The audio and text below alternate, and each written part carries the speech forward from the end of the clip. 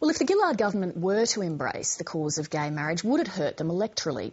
According to one prominent pollster, the answer's not at all.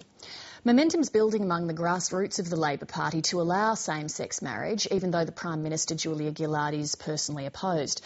It looks like the powerful New South Wales branch will join other states in recommending gay marriage reform when it holds its conference on Saturday week. But as National Affairs correspondent Heather Ewart reports, federal Labor has to decide whether the push for gay marriage is something a majority of Australians support, not just progressives in its own ranks. These butchers at Hoppers Crossing in Melbourne's West are lovers and business partners. They're in Julia Gillard's electorate and they all barrack for the same footy team. But that's where any similarity ends. John Dinny and Steve Russell have been together for more than 8 years and want to take their relationship one step further. Why do you two want to get married? Well, firstly because we love each other. That's the main reason. And I mean, we've been together for so long, and mostly because, like any other couple, we want to be able to make that commitment to in front of our friends and our family. It's my view that the Marriage Act should stay in its current form, and my view is unchanged. We own this butcher shop together, we own our house together, and my name's not on any paper. 1360.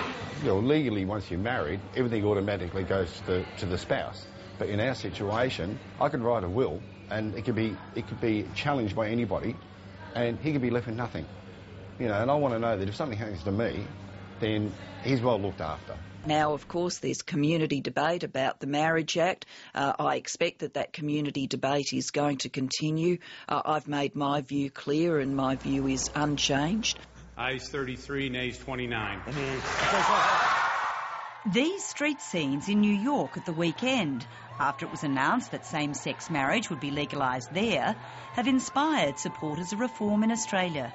There is a sense, I think, for some people that this issue's time has come, and certainly I think it is appropriate that we debate these issues within the Labor Party. So the real debate is not so much here in the community, as Julia Gillard says, but within Labor ranks.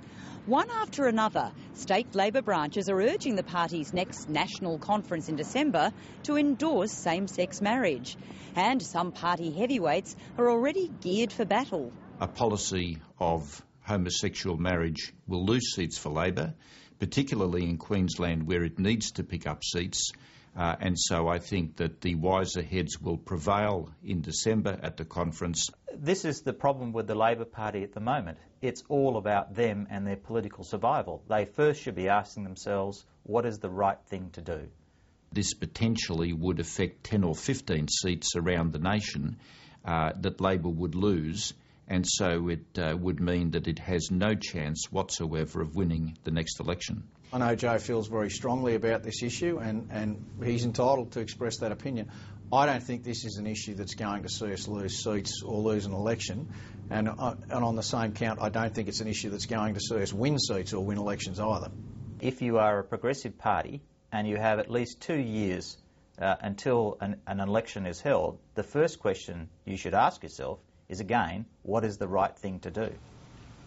Mark Textor was the opinion pollster for the Coalition at the last federal election and is mystified as to why anyone would think same-sex marriage is a pressing issue out in the electorate. I think Australians mightn't actively support gay marriage, but I think they would accept gay marriage going through. Ronald Reagan's pollster once said to me that there is no such thing as family values. There are only those things that are important to families: love, a sense of belonging, a sense of personal security. And if marriage consolidates the family unit, so be it. Back at the butcher's shop at Hoppers Crossing, anecdotal evidence would appear to back this up.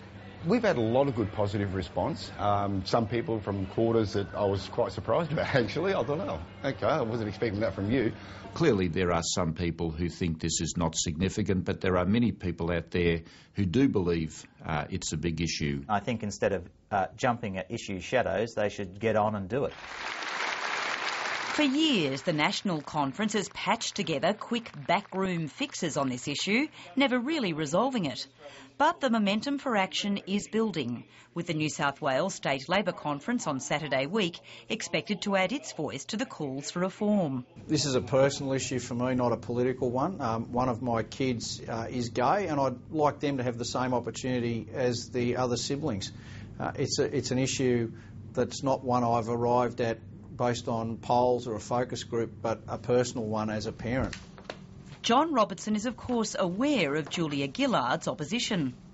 I don't think it creates any difficulties for this matter to be debated in that fashion simply because Julia has made her views known.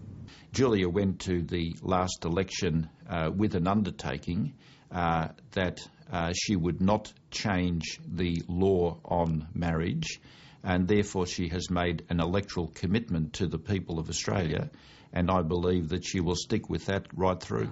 But would a prime ministerial change of heart really matter on a reform that seems to be generally regarded in political circles as Labor territory and true to its principles?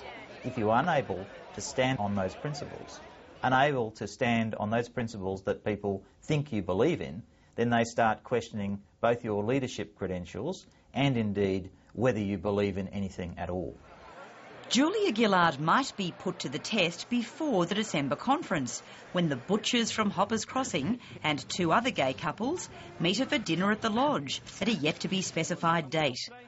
All part of a recent Press Gallery charity fundraiser, with advocacy group Get Up winning the bid and nominating the guest list this week. Will you be trying to convince Julia Gillard? Oh, absolutely. Of course. That's the whole point of going. The whole point of going there. So she better have a good argument. Because at the moment, I don't think she's got a leg to stand on.